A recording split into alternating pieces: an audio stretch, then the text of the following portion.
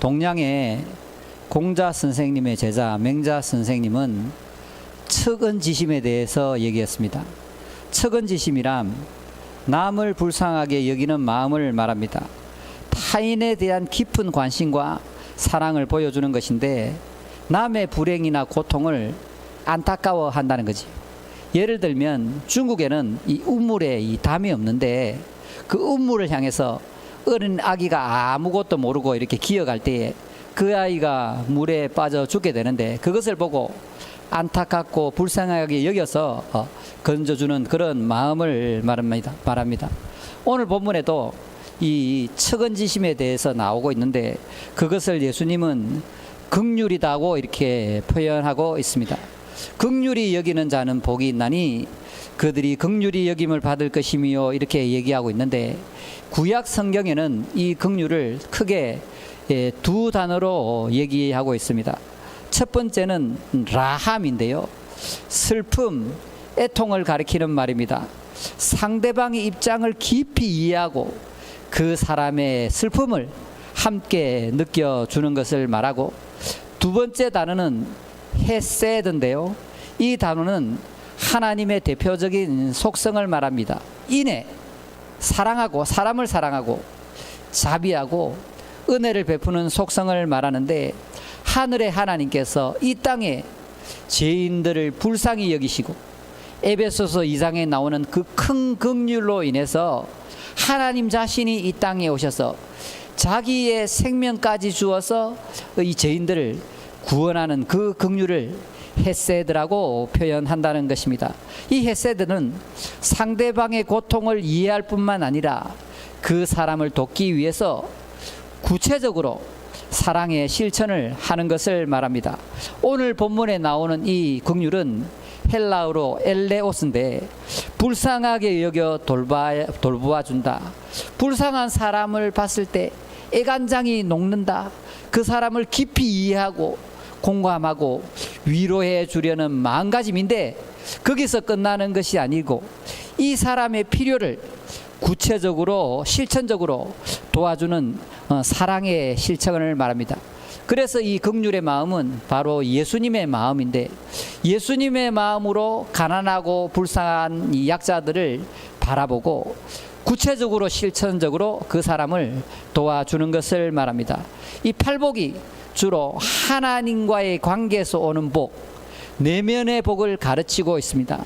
마음이 가난한 자, 애통한 자, 온유한 자, 의에 줄이고 목마른 자 다 내면적이고 영적인 복을 가리키고 있는데 이 다섯 번째의 복, 긍휼히 여기는 자의 복은 내면, 이 마음의 복뿐만 아니라 구체적인 실천을 강조하고 있는 표현이라고 할 수 있습니다. 이웃과 가족과 이 사회와 세상을 상대로 나의 이 사랑을 구체적으로 실천하는 것을 말합니다. 그래서 이 야고보 사도는 영혼 없는 몸이 죽은 것 같이 행함이 없는 믿음은 곧 죽은 것이라. 어떤 문맥이냐면 사랑의 실천, 긍휼의 실천, 구제에서 이 말씀이 나왔다는 것을 우리가 눈여겨 보아야 하겠습니다. 오늘 이 시간은 긍휼 중에서도 대표적으로 이 사랑으로 실천했던 분 예를 들어서 설명을 하도록 하겠습니다. 그 대표적인 분 중에 하나가 바로 컴패션을 창립하신 에버렛 스완슨 목사님을 들 수 있습니다. 이분은 6.25 당시에 한국에 복음을 전하러 왔는데 1952년 추운 겨울날 어느 날 새벽에 바깥에 나갔는데요. 이 군용 트럭에다가 인부들이 자루를 이렇게 자꾸 던지고 있었어요. 그래서 그게 뭔가 이렇게 봤더만은 앞불사, 그게 뭐냐면요, 우리 이 한국의 어린 아이들이, 고아들이 추위와 배고픔으로 죽어서 이 길거리에서 이렇게 널려져 있었는데 그것을 자루에 담아다가 군용 트럭에 실는 모습을 보게 되었습니다. 그 당시에 바로 하나님께서 그에게 음성을 들려줬는데 너는 이것을 보았다. 너는 앞으로 무엇을 하려느냐 그렇게 물었다고 합니다. 그래서 이 에버렛 스완슨 목사님이 그것을 보고 너무나도 큰 충격을 받아서 미국으로 돌아가서 미국의 전역을 돌아다니면서 한국의 고아들을 도와주세요. 한국의 고아들이 추위와 배고픔 때문에 돌봄을 받지 못해서 이렇게 죽어가고 있으니까 우리가 이 아이들을 도와야 됩니다 하고 그렇게 돌아다니면서 했는데, 그분이 그래서 미국으로부터 이 후원자를 많이 받아가지고 이 땅에 와서 1952년에 컴패션을 설립했는데, 지금은 이 컴패션이 전 세계 25개국의 아이들을 섬기고 있다는 겁니다. 한 사람의 마음, 한 사람의 긍휼, 한 사람의 이 사랑이 이 수많은 아이들을 살려내고 있는데, 이것이 바로 하나님의 마음이요, 하나님의 뜻이요, 하나님의 긍휼이라고 생각합니다. 이 컴패션의 슬로건은 뭐냐면, 꿈을 잃은 어린이들에게 그리스도의 사랑을. 그래서 이들의 교육 목표, 양육의 목표가 뭐냐면, 한 어린이가, 주로 부모 없는 고아겠지요, 이 어린이가 자립 가능한 성인이 될 때까지 전인격적으로 보살펴 주는 것을 말합니다. 지적으로, 사회적으로, 인격적으로, 정서적으로, 신체적으로, 영적인 영역까지 다 포함해서 이 아이들을 도와주고 양육하는 것을 말합니다. 한국의 컴패션은 2003년도에 설립이 되었는데, 이 가난했던 시절, 가난했던 우리나라에 미국 서양의 선교사님들이 와서 많이 도와줬으니까 그것을 보답하는 마음으로 이 컴패션이 설립되게 되었습니다. 우리나라의 이 대표적인 컴패션 사역자가 바로 차인표 시네라 부부입니다. 이 두 분 다 기독교인인데, 특별히 이 차인표 이분은 집안이 기독교 집안인데, 이분이 기독교 집안인데도 불구하고 이렇게 대학 가고 군대 가고 성인이 되어서 배우하면서 하나님의 사랑을 싹 다 까먹었대요. 그래서 이 사람이 예수님의 사랑을 찾고 싶어서 그렇게 목마르고 줄이고 갈급해서 돌아다니다가 극기야는 이분이요, 이 예수라는 연극에 예수로 직접 출연까지 했어요. 그래서 예수라는 그 연극에 직접 출연해서 그렇게 연기를 열심히 해도 이 마음에 예수님이 찾아오지 않는 거예요.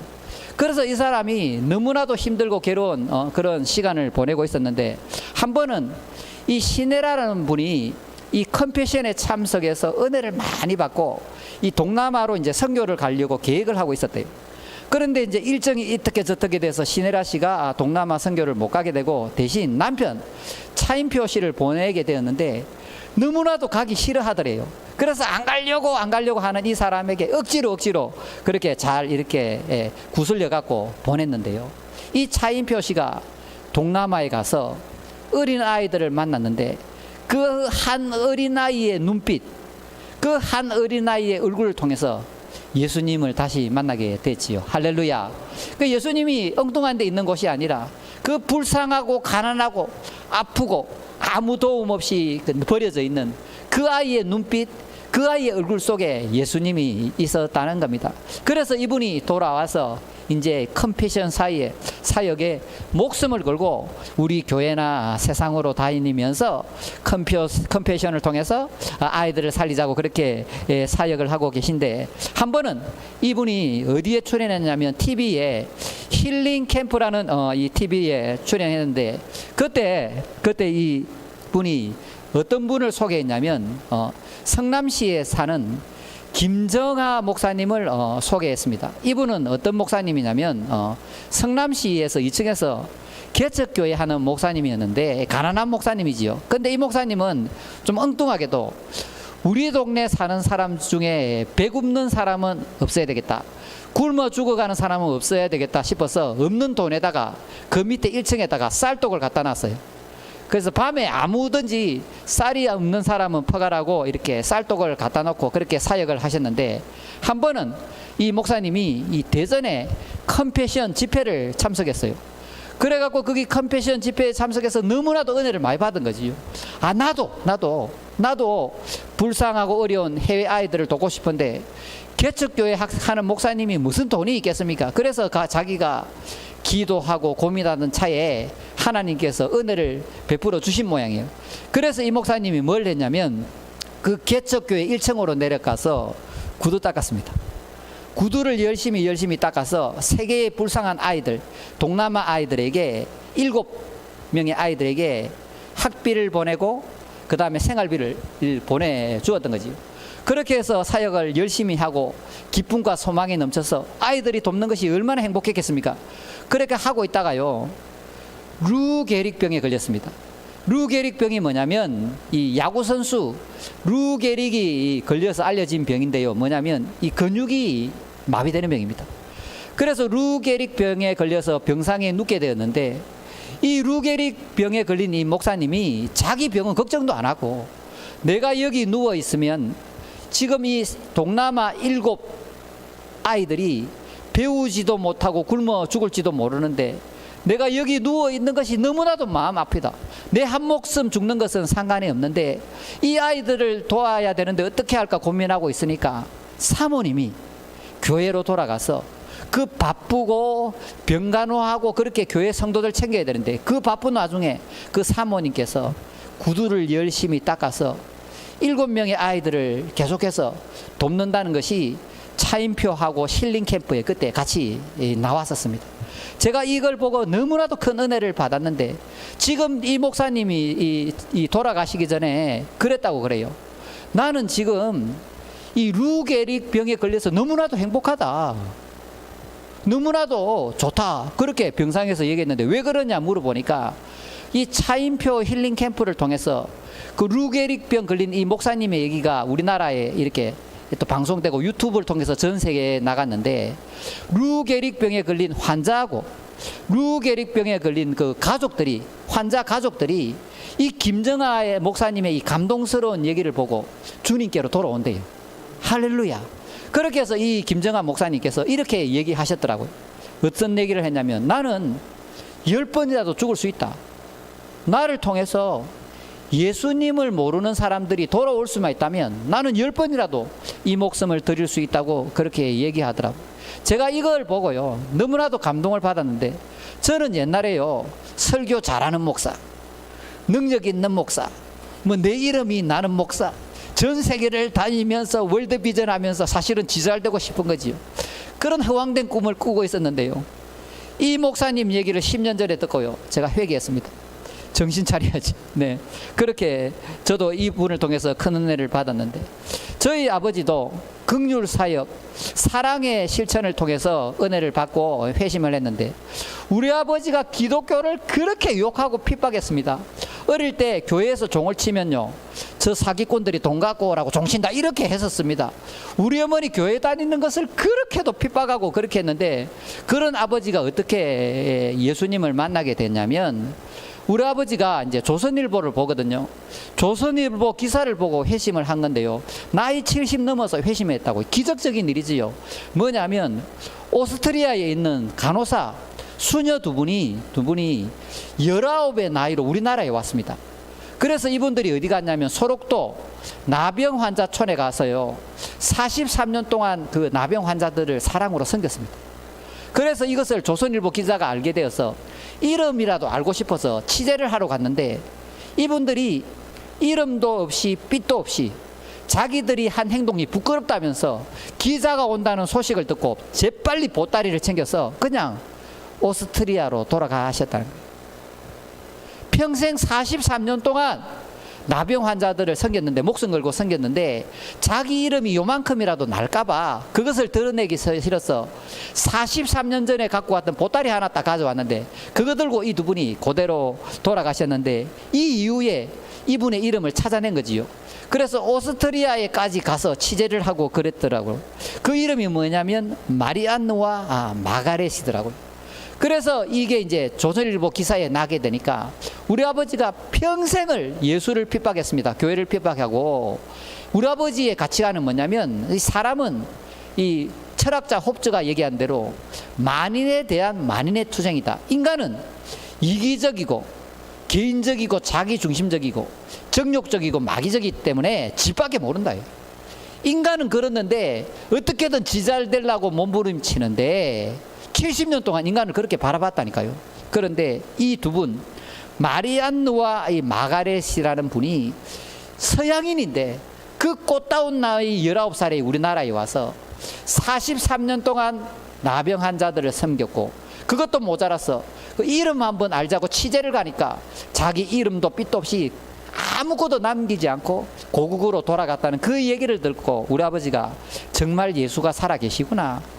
하나님의 사랑이 없으면 어떻게 이러한 고귀한 삶을 살 수 있냐. 그렇게 해서 우리 아버님이 거실에다가 십자가 하나 걸어 놔 드리니까 맨날 그 앞에 가서 잘못했다고 회개하면서 그렇게 마지막에는 가시기 전에는 저한테 세례도 받으시고 저는 천국에 가신 줄 믿습니다. 그래서 입으로가 아니고 긍휼의 사역, 사랑의 실천을 통해서 우리 아버지가 전도되는 것을 보고 저도 너무나도 감동을 받았지요. 또 긍휼 사역하면 이 대표적인 분이 누구냐면 바로 여러분도 잘 아시는 마더 테레사입니다. 마더 테레사인데 이분은 그리스 출신입니다.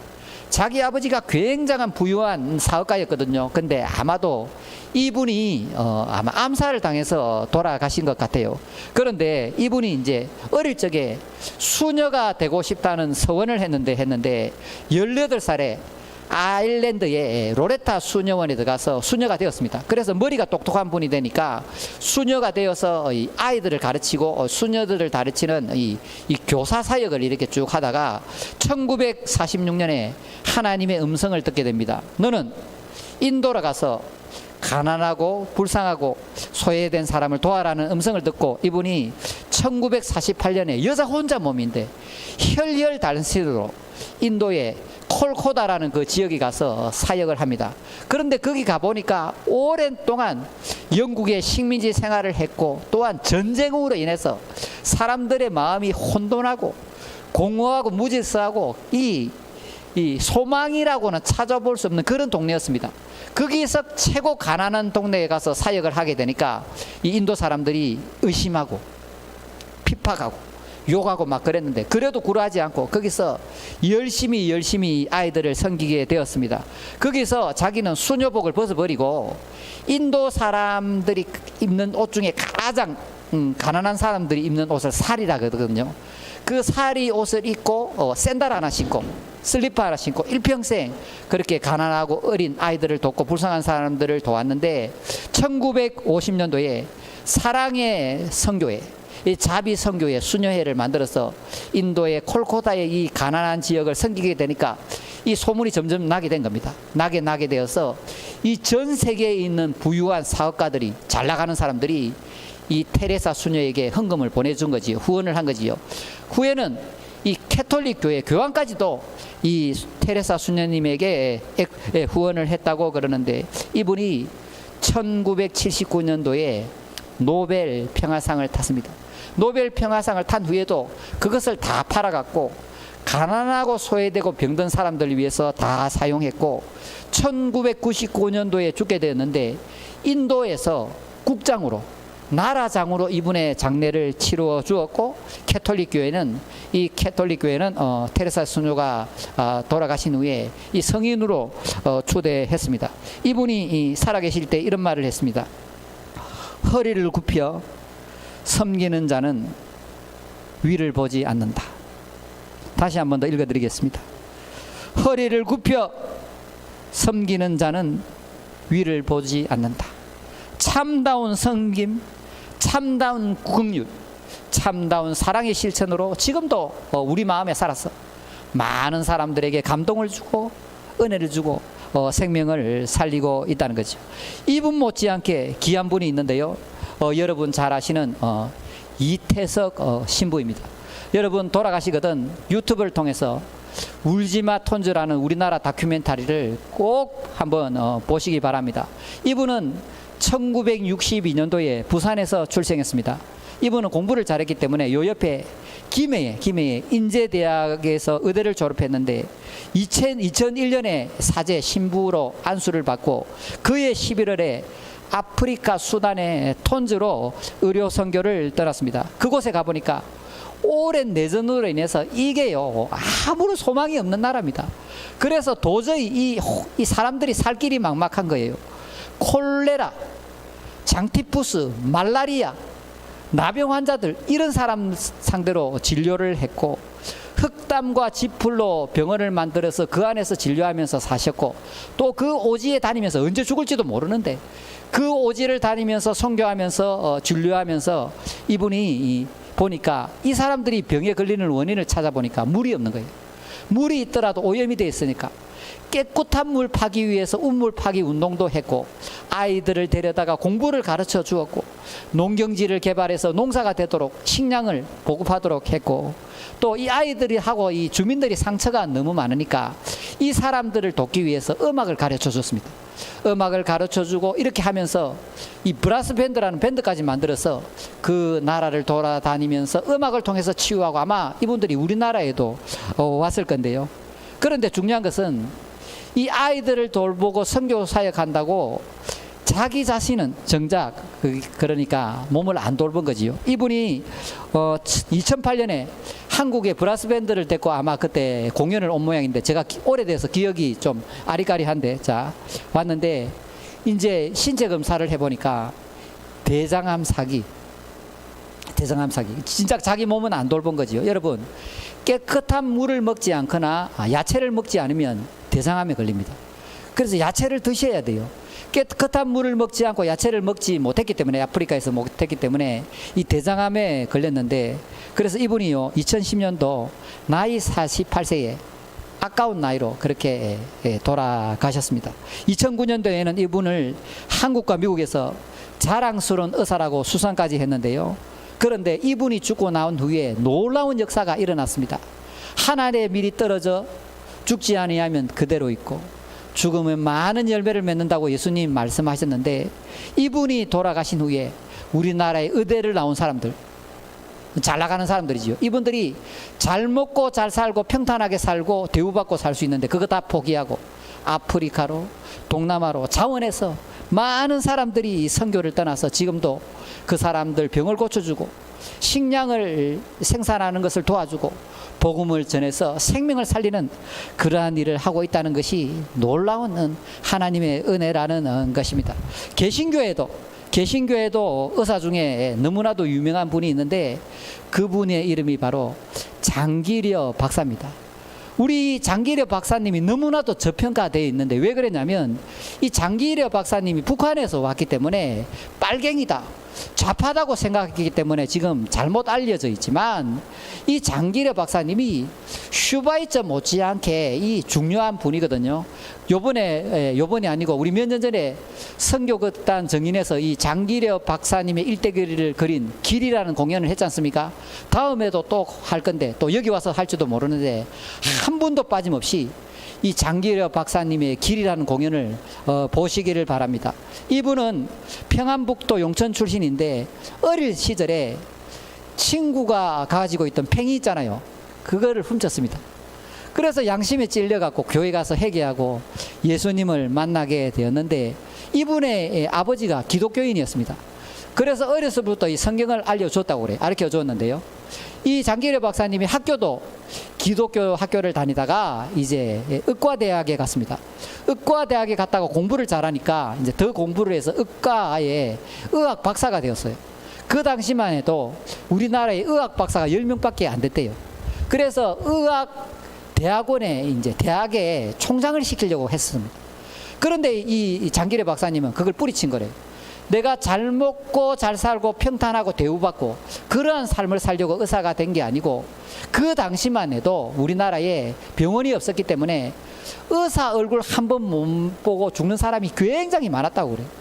그래서 이 장기려 박사님이, 나는 의사 한 번 만나지 못하고 진료 한 번 받지 못하고 죽어가는 가난하고 소외된 사람들을 구하기 위해서 내 일평생을 다 바쳐서 그런 의사가 되리라 하고 외과 의사로서 이제 의사로서 현장에 이렇게 나서게 됐는데, 6.25 전쟁이 터진 후에 이분이 부산에 왔습니다. 부산에 오셔서 그 유명한 천막병원을 시작하셔서 이 가난한 사람들을 무료로 진료하신 거지요. 그런데 그 당시에 뭐 전기가 있습니까? 의료기기가 있습니까? 뭐가 있겠습니까? 그 척박하고 어려운 환경 속에서 오직 예수님의 마음, 긍휼의 마음을 품고 그렇게 수많은 환자들을 고쳐 주었는데요. 이분의 일화가 너무나도 많지만 뭐 잠깐 소개해드리면, 이분이 이 천막병원을 할 때 이 가난한 사람들이 막 오잖아요. 거기 영양실조 걸린 노숙자가 찾아왔더래요. 여러분 연극 봤습니까? 더 길에 나오는 그 노숙자, 영양실조 걸린 노숙자 못 봤나요? 그 유명한 배우를 아직도 모르시나요? 그 시민회관에서 그 사회에 공연했는데 안 봤는가 봐요. 그 영양실조 걸린 녹수자가 찾아왔을 때요, 그 처방전에다가 뭘 적었냐면 생닭 2마리를 사줘라.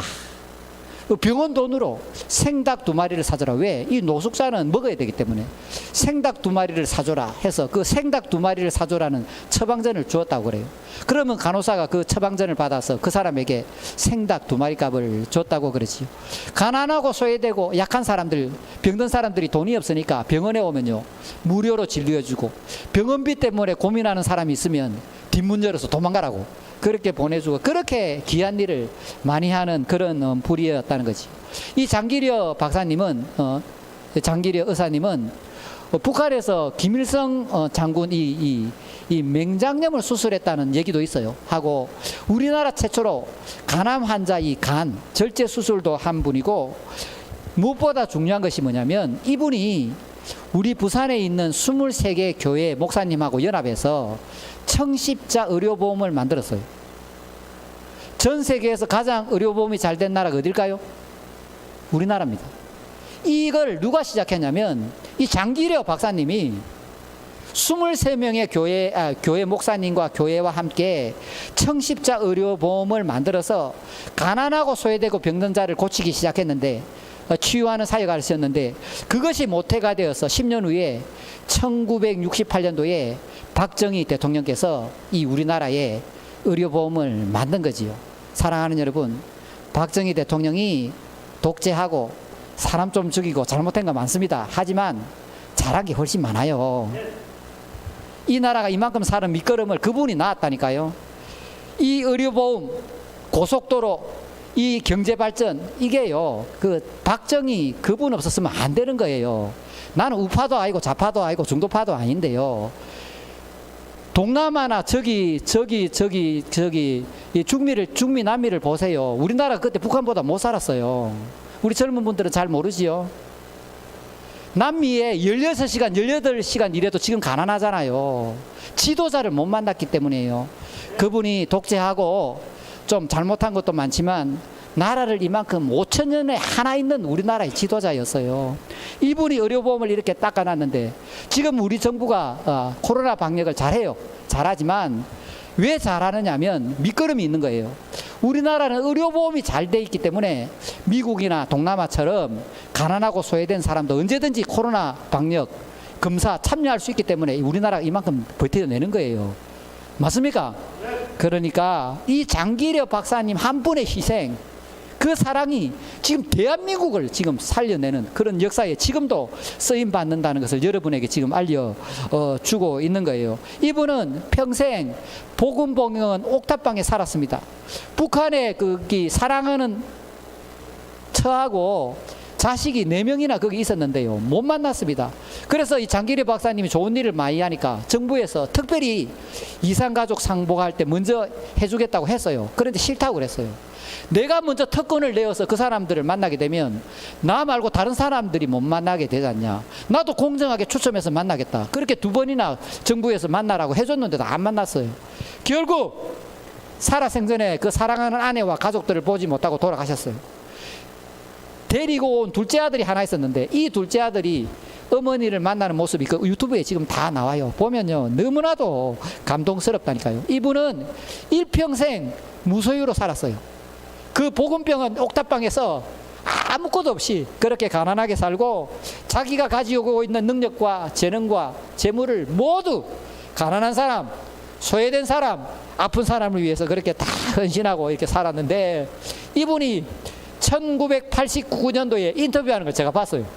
제가 보고 너무나도 큰 감동을 받았는데 다른 건 다 까먹었고 이 말이 기억나더라고요. 의술이란 별거 아니다. 의술이란 불쌍히 여길 것을 불쌍히 여기는 것이다. 좋은 학교 나오고 의과대학 가갖고 의사, 한의사 돼서 잘 먹고 잘 살고 복 받고 뭐 여행 다니고 명예 얻고 인기 누리고 그런 게 아니다. 의술이란 뭐냐면 불쌍히 여길 것을 불쌍히 여기는 것이다. 제가 이 말씀을 듣고 너무나도 가슴에 찔렸습니다. 목회가 뭐냐, 목회가 대우받고 이름 나고 좋은 차 타고 좋은 일도 있고 폼 잡는 게 목회냐? 아니다. 목회는 불쌍히 여길 사람들을 불쌍히 여기는 거다. 불쌍히 여기는 대상, 가난하고 소외되고 힘들고 아픈 사람 자리까지 가서 예수님의 마음으로 그 사람들을 돌보고 이해하고 사랑하고 가르치고 함께 사는 것이 목회 아니겠습니까, 여러분? 저는 그렇게 살지 못해서 너무나도 부끄럽습니다만, 여러분이 능력이 있고 재능이 있다면, 하늘이 주신 그런 은사가 있다면 불쌍히 여길 것을 불쌍히 여길 줄 아는 모두가 되시기를 축복합니다. 우리 창성교회도 이 긍휼의 사역에 힘을 쏟고 있는데요, 라오스, 캄보디아, 키르기스탄, 또 장차 북한도 이렇게 선교할 건데, 우리 킹스랜드와 함께 우리가 선교 사역에 힘쓰고 지금 있는데, 대표적인 얘기를 한번 들자면, 이게 오해를 하지 마시고 제 얘기를 잘 들으시기 바랍니다. 제가 2019년도 1월에 우리 몇 분을 데리고 단기 선교를 라오스로 갔는데, 그때 딱 가니까 이 라오스에는 이 아이들이 1시간, 2시간 책가방 들고 걸어가더라고요. 학교에 걸어가는데요, 수업을 안 해요. 왜 수업을 안 하느냐면 선생님이 없어요. 왜? 나라가 가난하니까, 월급을 못 주니까 수업을 못 하는 거예요. 그 학교, 그 지역에 서울대쯤 되는 그 학교를 수석으로 나온 애가 양산에서요, 한 달에 200만 원 벌고 그 공장에서 일을 하고 있더라고요. 나라가 잘 사는 게 고맙지요. 그래서 거기 가보니까, 그 이제 깜짜르이라는 초등학교를 가보니까 학교 교실이 하나 모자라는 거예요. 모자란데. 그래서 제가 거기 이제 사역하시는 선교사님을 만나고 그 학교의 선생을 만나서 이렇게 물어보니까 왜 아이들이 밖에 있냐 하니까 교실이 모자란다는 거예요. 그럼 교실 하나 짓는 게 얼마냐 하니까 700만 원이다. 그때 우리 교회가 개척교회였습니다. 월세 230만 원에 부가세 20만 원, 30만 원 내는 253만 원 임대료를 내는 가난한 교회였는데, 제가 거기서 또 마음에 너무 감동이 오고, 이거는 진짜 하나님이 기뻐하는 사역이다. 또한 하나님이 100배로 갚아주시겠다. 그런 마음이 왔어요. 그래 제가 집에 이제 교회로 돌아와서 선교사님하고 의논을 했지요. 내가 가니까 700만짜리 교실이 필요하다. 그리고 어떻게 했으면 좋겠나니까, 우리 선교사님 통과잖아요. 형님 내가 줄게 하더라고. 아니다. 아니다. 700만 원 준다는 사람이 있는데 내가 그것도 안 받았는데 어떻게 하면 좋겠나 하니까, 그러면 형님아, 우리 전 성도들이 모여서 해서 우리가 함께 그러면 교실을 짓자 이러더라고. 그러면 좋다. 그렇게 하자. 그래갖고 내가 또 하나님이 또 100배의 축복 주실 거다 이런 말 또 실수할까봐 또 선교사님이 그 얘기는 하지 마라. 형님 그런 얘기는 하지 말고 그냥 우리가 긍휼히 여길 것을 긍휼히 여기고 우리가 그 사랑하는 불쌍한 아이들 돕자 해갖고 여기서 그때 헌금을 했습니다. 그때 했을 때요, 얼마 나왔냐면요, 1,400만 원 헌금했습니다.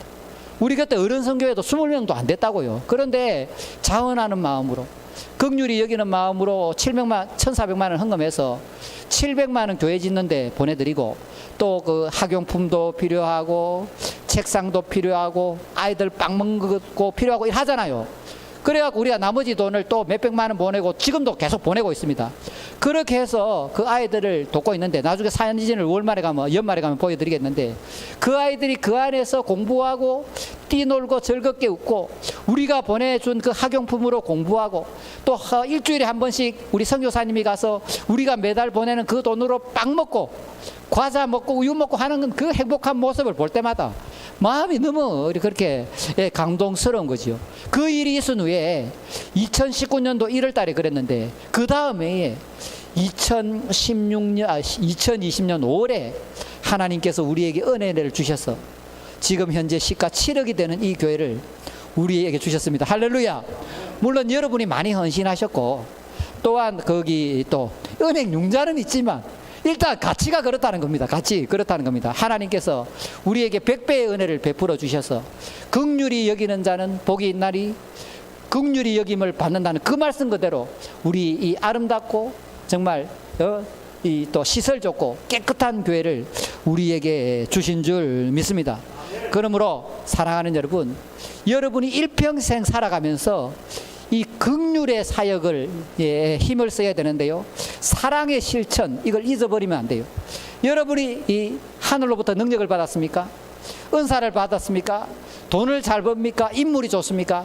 내가 그만한 능력을 가진 것은 내 혼자 잘 먹고 잘 살아라고 준 것이 아니고 하나님이 나누라고, 가난하고 소외되고 불쌍한 사람들, 국내나 국외에 그 어려운 사람을 도와라고 나에게 그러한 재능과 머리와 은사와 지방과 능력을 준 줄 믿습니다. 그래서 우리 청년 청소년들은 열심히 공부해서 남 주고, 열심히 돈 벌여서 남 주고, 열심히 운동 잘해서 남 주고, 사업에서 남 주고, 재테크 잘해서 남 주고, 나는 소질이 없다, 은사와 능력이 없다면 기도로서 동력하는 여러분이 되시기를 원합니다. 여러분, 이 긍휼의 사역이 굉장히 중요한데요. 우리 한번 성경을 찾아보겠습니다. 우리 긍휼의 사역은 해도 돼도 안 해도 되는 그런 사역이 아니라, 이거를 안 하면요, 나중에 하나님 앞에 가서 엄청난 심판을 받게 된다고 예수님 말씀하셨는데, 우리 마태복음 25장을 다 보겠습니다. 자, 긍휼의 사역, 사랑의 실천을 하지 않는 사람은 이러한 대가를 치른다고 예수님 말씀하고 있습니다. 여러분의 재능, 여러분의 외모, 여러분의 능력과 은사, 여러분의 집안, 재물, 이게 여러분 게 아닙니다. 여러분 거라고 알면 큰일 납니다. 여러분 큰 착각을 하고 계신데, 자, 우리 마태복음 25장 31절, 우리 너무나도 유명한 말씀, 우리 다 찾아보겠습니다. 신약성경 44페이지 찾았습니까? 자, 마태복음 25장 31절 제가 읽으면서 하나씩 설명드리겠습니다. 인자가 자기 영광으로 모든 천사와 함께 올 때에 자기 영광의 보좌에 앉으리니, 예수님 말합니다. 모든 민족을 그 앞에 모으고 각각 구분하기를 목자가 양과 염소를 구분하는 것 같이 하리라. 자, 알겠습니까?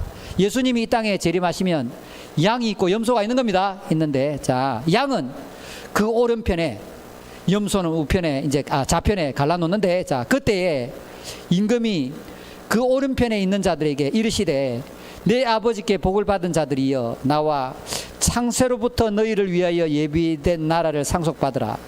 내가 줄일 때에 너희가 먹을 것을 주었고, 목마를 때에 마시게 하였고, 나그네 되었을 때에 영접하였고, 헐벗었을 때에 옷을 입혔고, 병들었을 때에 돌보았고, 옥에 갇혔을 때에 와서 보았느니라. 이러하니까 우리가 언제 예수님 돌보고 먹이고 마시게 하고 그랬습니까? 물어보니까 예수님 대답합니다. 이에 의인들이 대답하여 이르되, 주여, 우리가 어느 때에 주께서 줄이신 것을 보고 음식을 대접하였으며 목마르신 것을 보고 마시게 하였습니까? 물어보니까 어느 때에 나그네신 되신 것을 보고 영접하며 헐벗으신 것을 보고 옷 입혔나이까? 어느 때에 병드신 것이나 옥에 갇힌 것을 보고 가서 배웠나이까? 하니까, 우리가 언제 그랬습니까? 하니까 예수님이 뭐라고 칭찬하냐면 40절, 임금이 대답하여 이르시되, 내가 진실로 너희에게 이르노니 너희가 여기 내 형제 중에 지극히 작은 자에게 하나에게 한 것이 곧 내게 한 것이라 하시고. 아멘. 그러니까 예수님이 여러분을 찾아오거나 이 교회에 올 때 멋지고 좋은 차 타고 잘생기고 폼나는 모습으로 오지 않는다는 거지. 예수님이 여러분 곁으로 오거나 우리 교회로 오실 때는 가난하고 소외되고 헐벗고 배고프고 나약하고 병든 모습으로 우리 곁에 온다고 얘기하고 있습니다. 그러니까 우리가 만나는 사람 중에 가장 약하고 없고 가난하고 병든 사람이 바로 예수 그리스도라고 믿고 그렇게 바라보시는 눈이 열리시길 바랍니다.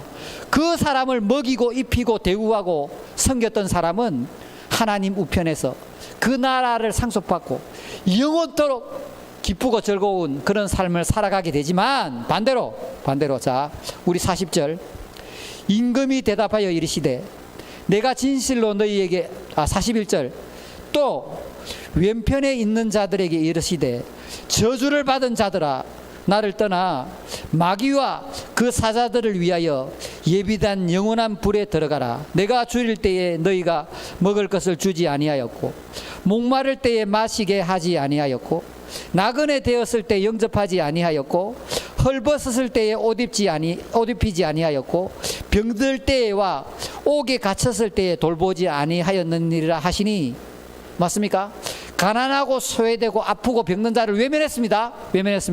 예수님 뭐라 하냐면 외면했습니다. 그러니까 44절에 그들도 대답하여 이르되, 주여, 우리가 어느 때에 주께서 줄인 것이나 목마른 것이나 나그네 된 것이나 헐벗은 것이나 병든 것이나 옥에 갇히신 것을 보고 공양하지 아니하였나이까. 여러분이 가난하고 소외되고 병든 사람을 돌보지 않고, 여러분 잘 먹고 잘 살고 잘 놀고 거기만 집중하고, 여러분 버는 돈을 내 가족, 내 자녀, 나를 위해서만 다 쓰고 내 밖에 모르고 살았을 때에 예수님이 이렇게 얘기합니다. 45절에 이에 임금이 대답하여 이르시되 내가 진실로 너희에게 이르노니 이 지극히 작은 자 하나에게 하지 아니한 것이 곧 내게 하지 아니한 것이리라 하시더니 그들은 영벌에 의인들은 영생에 들어가리라 하시니라. 아멘. 무서운 말씀이지요. 여러분이 재능이 있고 은사가 있고 능력이 있고 재물이 있는데도 가난하고 소외되고 힘든 사람들, 저 지구촌에 굶어 죽어가는 사람들을 외면하면 마귀가 있는 영원한 지옥불에 가서 영원토록 형벌을 당한다고 말씀하고 있습니다. 이 말씀에 아멘이 되십니까?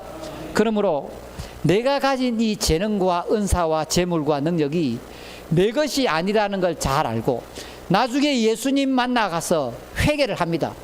계산을 합니다. 평가를 받습니다. 그때 왼편이 아니라 우편에서는 모두가 되시기를 축복합니다.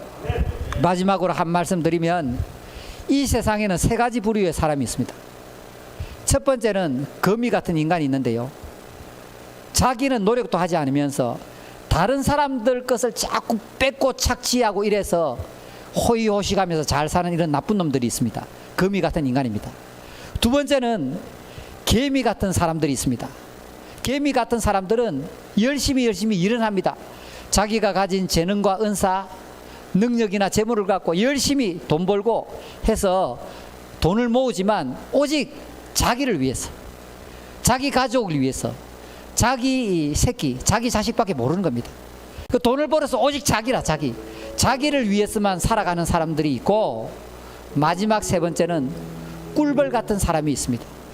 열심히 일해서 가족들을 부양하고 가족들을 먹여 살리고 자녀도 기르고 하지만 열심히 벌어서 가난하고 소외되고 힘들고 병든 사람들을 위해서 최선을 다해서 사용하는 사람, 하늘이 내려주신 이 재능, 은사, 재물, 능력이 내 것이 아닌 줄 알고 언젠가는 예수님 앞에 가서 평가받을 줄 알고 심판받을 줄 알아서 자기가 가지고 있는 은사와 재능과 재물과 능력을 가지고 최선을 다해서 열심히 살아서 그 가지고 있는 것을 가난하고 소외되고 병든 사람을 위해서 사용하는 사람, 그리스도 안에서 정말 뜻있고 가치 있고 하나님의 기쁨이 되는 삶을 사는 사람들, 이런 사람들의 인생을 하나님께서 받아주실 줄 믿습니다.